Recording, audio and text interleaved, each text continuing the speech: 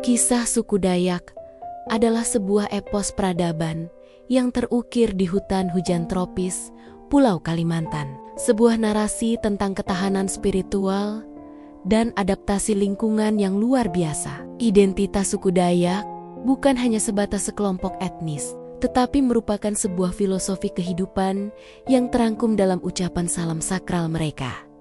Adil Ka Talino, Bacuramin, Ka Saruga, Basengat, Ka Jubata. Kalimat ini adalah cetak biru moralitas, keadilan terhadap sesama manusia Talino, pandangan hidup yang selalu berpedoman pada kesucian Saruga, dan ikatan spiritual yang tak terputus kepada Tuhan atau Sang Pencipta Jubata. Nama Dayak sendiri berasal dari kata Daya yang secara harfiah berarti hulu atau pedalaman. Sebutan ini diberikan oleh pihak luar, terutama kolonial Belanda, untuk mengidentifikasi populasi yang tinggal di sepanjang sungai dan jauh dari wilayah pesisir. Bagi masyarakat Dayak, penyebutan ini mencerminkan nasib historis mereka, terdesak tetapi memilih hutan belantara sebagai benteng budaya dan spiritualitas. Trajektori kuno, migrasi, geografi, dan asal-usul Dayak. Sejarah suku Dayak berawal dari perjalanan yang melintasi benua dan zaman es, membentuk salah satu peradaban tertua di Nusantara.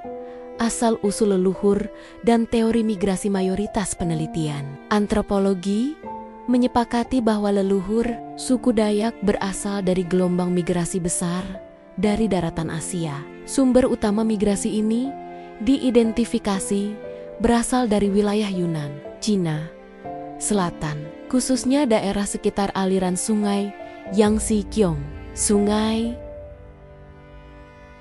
Mekong, dan Sungai Menan. Perjalanan ini berlangsung selama ribuan tahun, dimulai dari masa Pleistosen akhir. Periode ini bertepatan dengan zaman es glasial, di mana permukaan laut turun drastis, menciptakan jembatan darat atau setidaknya perairan dangkal yang mempermudah para imigran untuk bergerak melalui Indocina, semenanjung Malaysia, dan kemudian melintasi perairan ke Kepulauan Nusantara, hingga akhirnya mendarat di Borneo. Mereka membawa serta teknologi Neolitikum yang menjadi dasar kehidupan komunal awal di Kalimantan. Penempatan awal dan tekanan pesisir pada awalnya. Komunitas Dayak tidak hanya terbatas di pedalaman. Mereka mendiami wilayah pesisir yang kaya akan sumber daya alam. Namun, kedatangan peradaban maritim yang lebih terorganisir secara bertahap memaksa mereka mundur.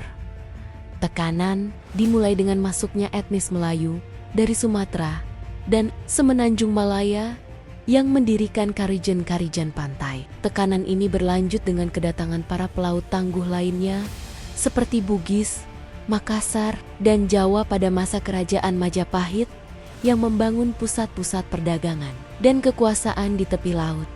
Mundur ke pedalaman bukan hanya sekadar pelarian, tetapi merupakan adaptasi strategis. Wilayah hulu sungai dan pegunungan menawarkan perlindungan dari invasi, serta sumber daya hutan yang melimpah, mengukuhkan Dayak sebagai penghuni sejati hutan. Puncak krisis dan pembentukan rumpun Dayak sejarah, suku Dayak mencapai titik krusialnya saat agama-agama besar mulai menyebar dan meruntuhkan kerajaan lokal.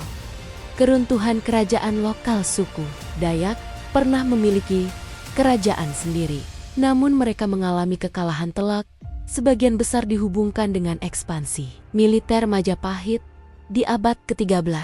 Kehancuran kekuasaan politik ini diperparah oleh pengaruh keagamaan pada abad ke-17 melalui para pedagang Melayu dan Kesultanan Demak. Agama Islam mulai menyebar luas di pesisir Kalimantan. Ini menciptakan perpecahan demografis dan sosial yang fundamental. 1. Kelompok pesisir Islam. Komunitas Dayak yang memeluk Islam cenderung berasimilasi dengan budaya Melayu atau menjadi suku Banjar, terutama di Kalimantan Selatan, meninggalkan sebagian besar identitas dan adat Dayak mereka. 2. Kelompok hulu adat. Komunitas Dayak yang menolak Islam menarik diri semakin jauh ke pedalaman dan secara teguh memegang tradisi leluhur adat dan keharingan. Merekalah yang mempertahankan identitas Dayak yang kita kenal sekarang. 6. Rumpun Dayak. Keunikan dan penyebaran sebagai konsekuensi dari isolasi dan adaptasi lingkungan yang berbeda. Suku Dayak terklasifikasi menjadi 6 rumpun besar Stanmenras yang terdiri dari setidaknya 405 subsuku dengan keragaman bahasa yang luar biasa. 1. Rumpun Dayak.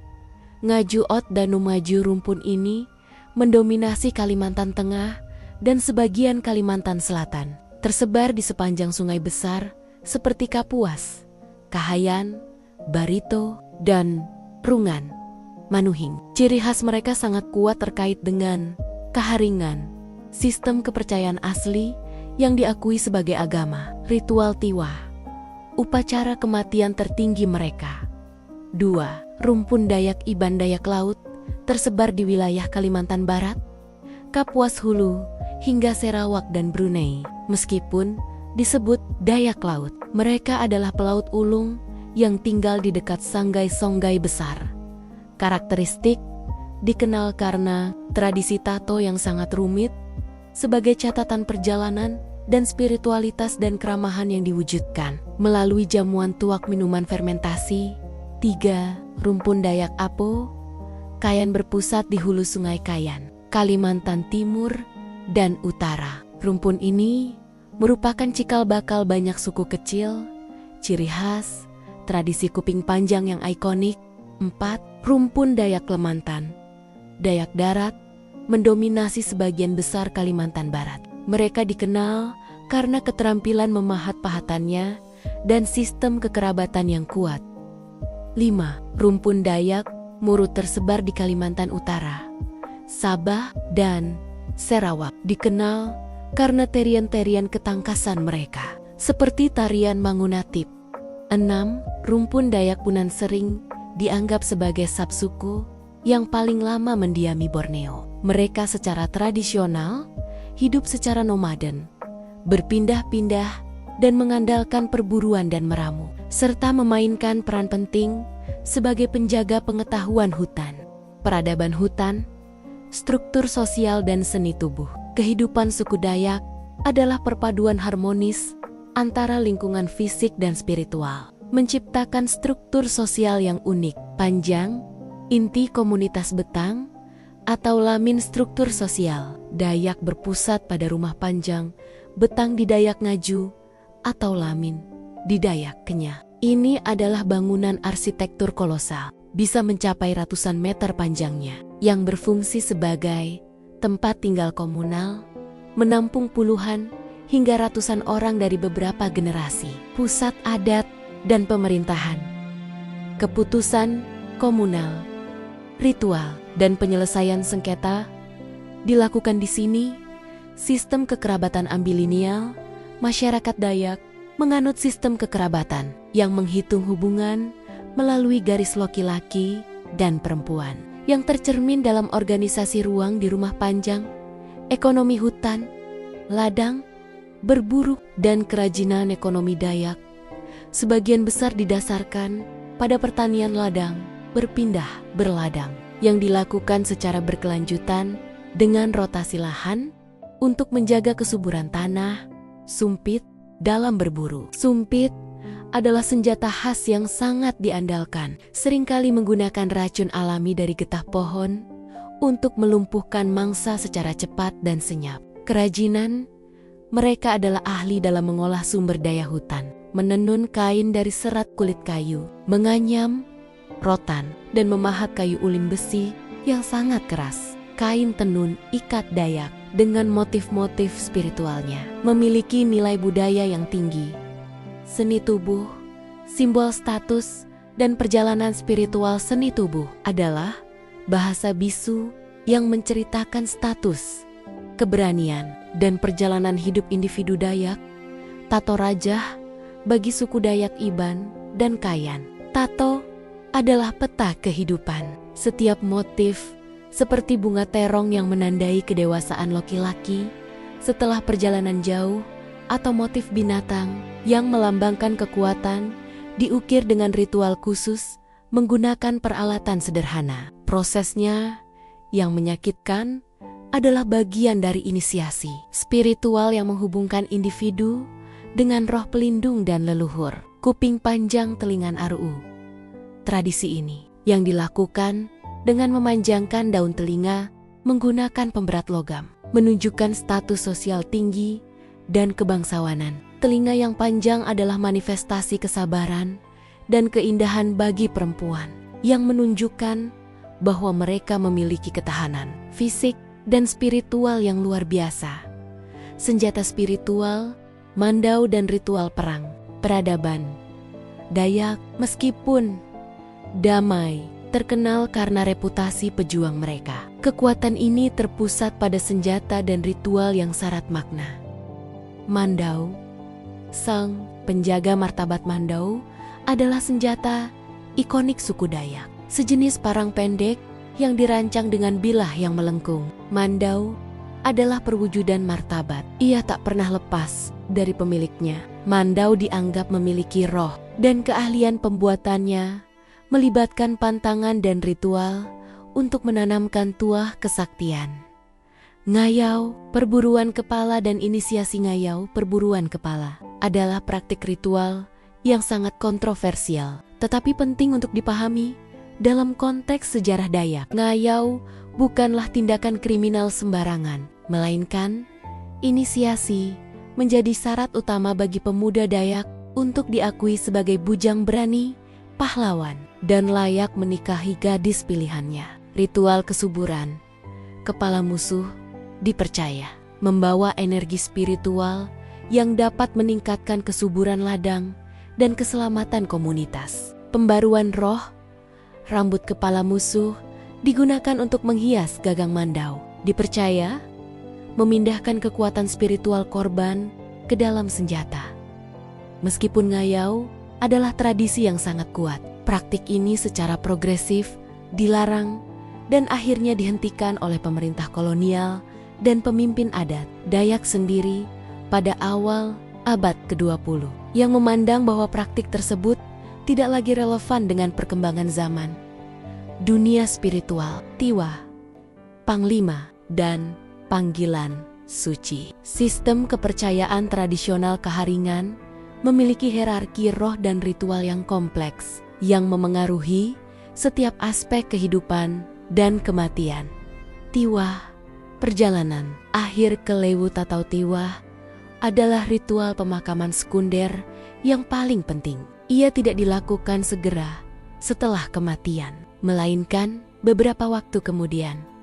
Tujuan untuk melepaskan roh orang meninggal sepenuhnya dari dunia materi dan mengantarkannya ke Lewut atau surga atau dunia arwah, tempat ia akan bergabung dengan leluhur. Proses ritual ini bisa memakan waktu berminggu-minggu, melibatkan pembongkaran kuburan, pembersihan tulang belulang, pesta besar, tarian, dan akhirnya penempatan tulang ke dalam sandung, sebuah monumen berukir yang berfungsi sebagai makam dan tempat penghormatan terakhir.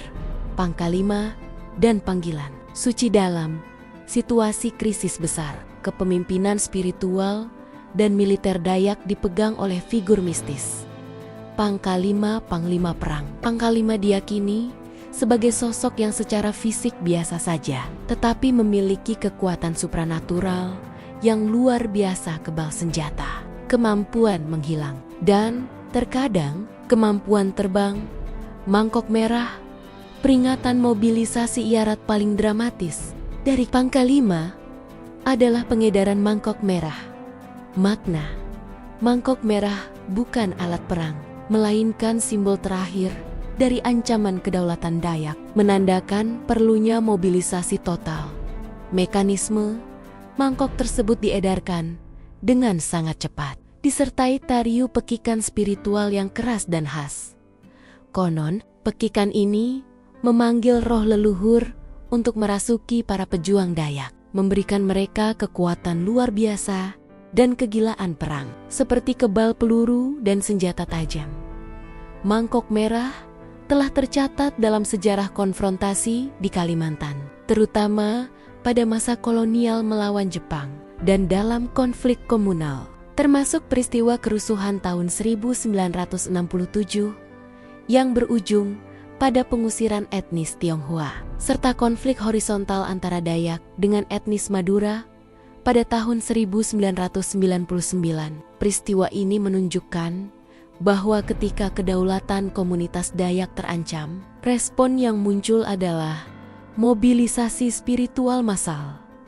Warisan langit, Dayak dan mitos penciptaan mengakhiri kisah ini. Suku Dayak mempertahankan narasi penciptaan yang mengikat mereka secara abadi dengan tanah yang mereka jaga. Menurut kepercayaan lisan, nenek moyang mereka tidak hanya berasal dari Cina, tetapi juga memiliki asal-usul yang jauh lebih mulia. Mereka diturunkan langsung dari langit ketujuh. Mereka tiba di bumi menggunakan sebuah perahu atau rakit suci yang disebut palangka, sebuah wujud kesucian yang terkadang digambarkan sebagai tanduk atau gandar suci dari emas. Kisah palangka ini menegaskan peran suku Dayak sebagai penjaga alam dan warisan spiritual di jantung Borneo. Budaya mereka yang terukir dari migrasi panjang, tekanan, sejarah, dan iman yang kuat pada leluhur tetap menjadi salah satu peradaban paling kaya dan tangguh di Nusantara.